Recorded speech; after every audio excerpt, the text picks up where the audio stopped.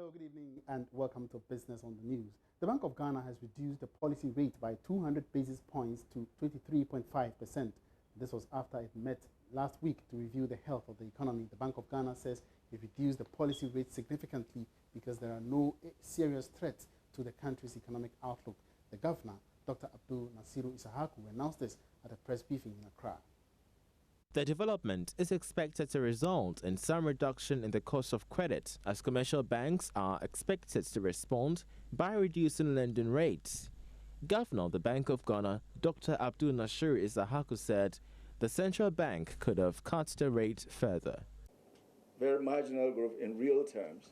Now, if you take that, what that means is it may have very marginal impact on liquidity in the market, and perhaps less impact on foreign exchange because it's very marginal.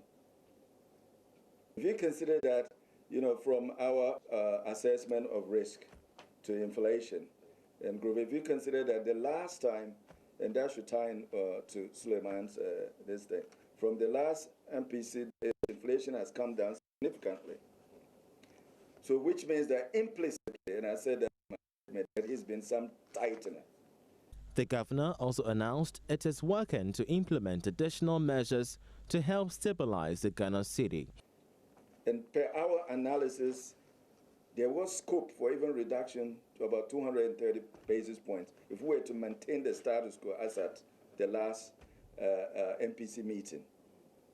There was scope for that, but we only reduced by 200 basis points, also in support of growth. He, however, rejected concerns the cut will destroy gains made in stabilizing the local currency, adding that favorable inflation outlook will make for this reduction. The governor promised to implement policies that will help build the international reserves, which now stands at $6.4 billion. On the rise in bad debts, Dr. Nasiru Isahaku was optimistic in trending downwards as government completes the payment of the energy sector debts.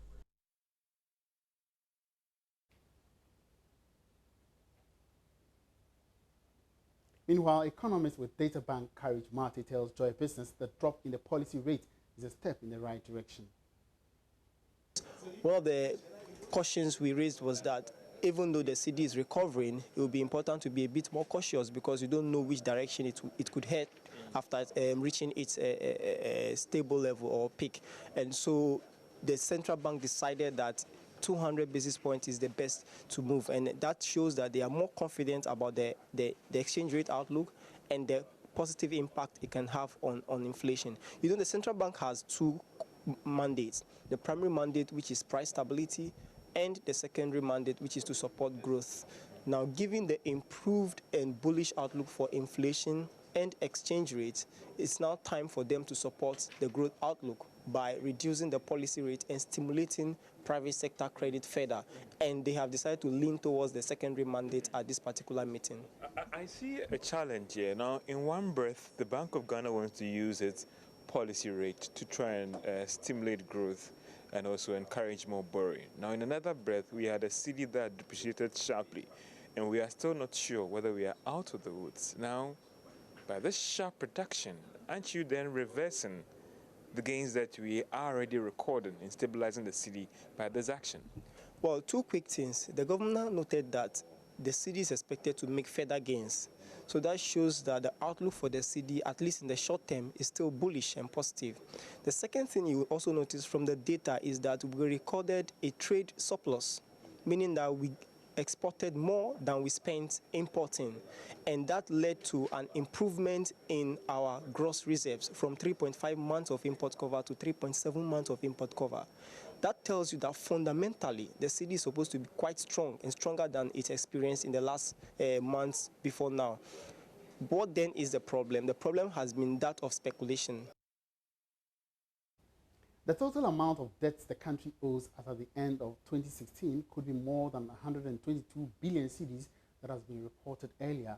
This is because the Finance Ministry says it is yet to release the final numbers. Meanwhile, latest economic and financial data released by the central bank still puts the debt estimate at 122 billion cedis, which sources say is provisional.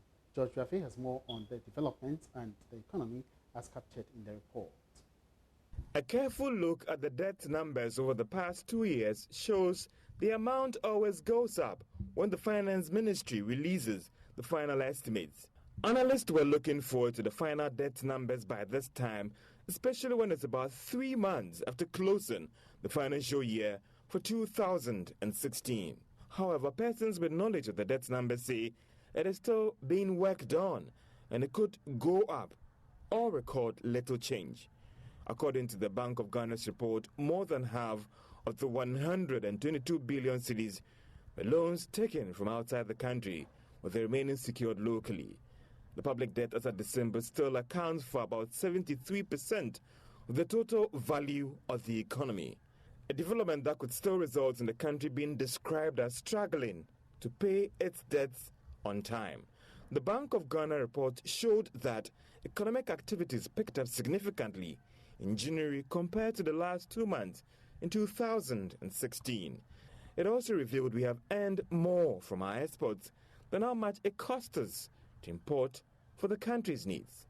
On the monetary side, the report showed efforts to check the amount of money in circulation is yielding some results, as the amount of money outside the banking system has gone down marginally, while foreign currency deposits for the month of January compared to the same period for last year is also reducing. The banking sector report also points to some mixed results. Whilst assets, deposits, and loan advances were going up significantly, the loans that banks fear might go bad as of January were still very high compared to the same period for last year.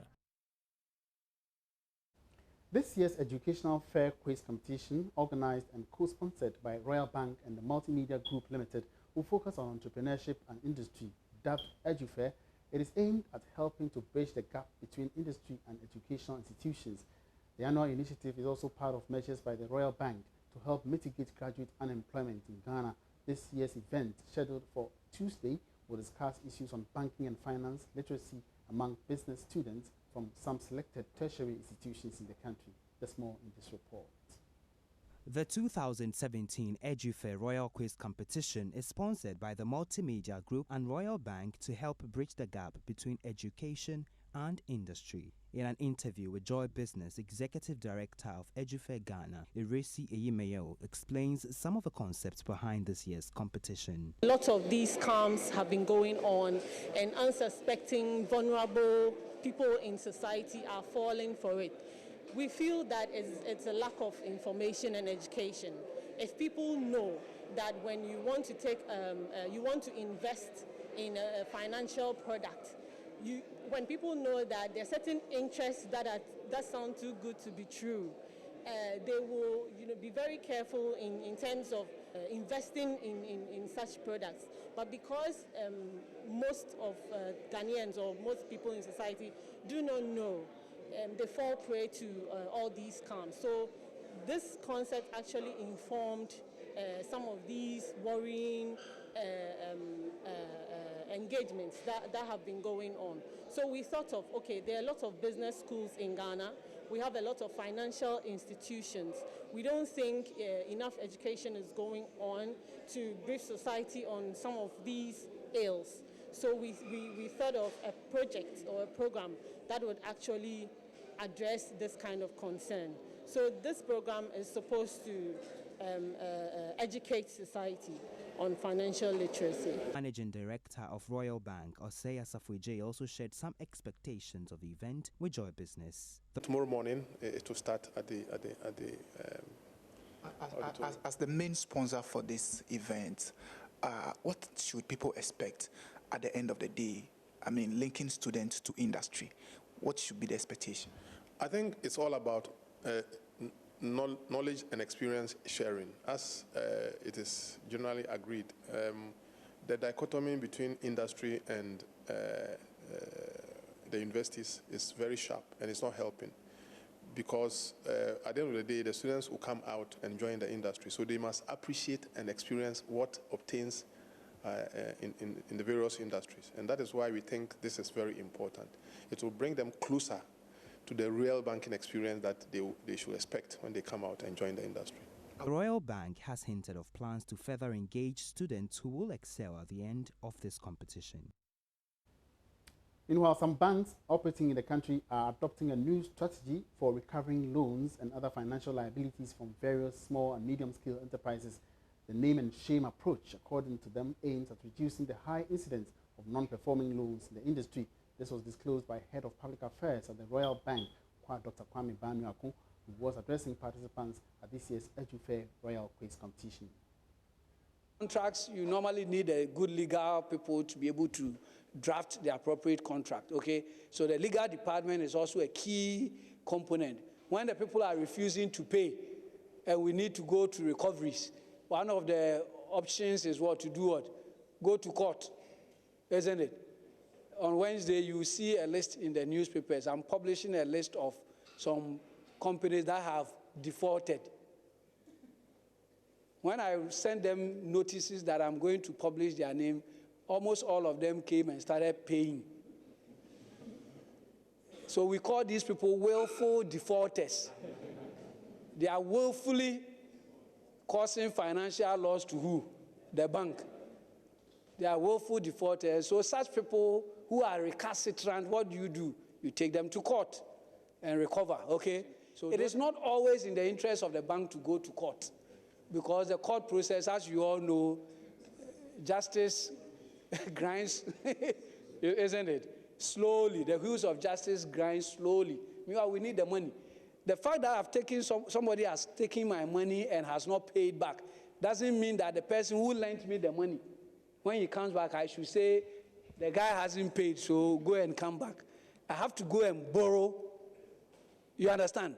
That's the reason why I treat those who are not paying, with, I can't treat them with kid gloves, because they are causing me further loss. And that's all in business. Many thanks for watching. My name is Emmanuel Abuaji. We are There's more ahead. Don't go away.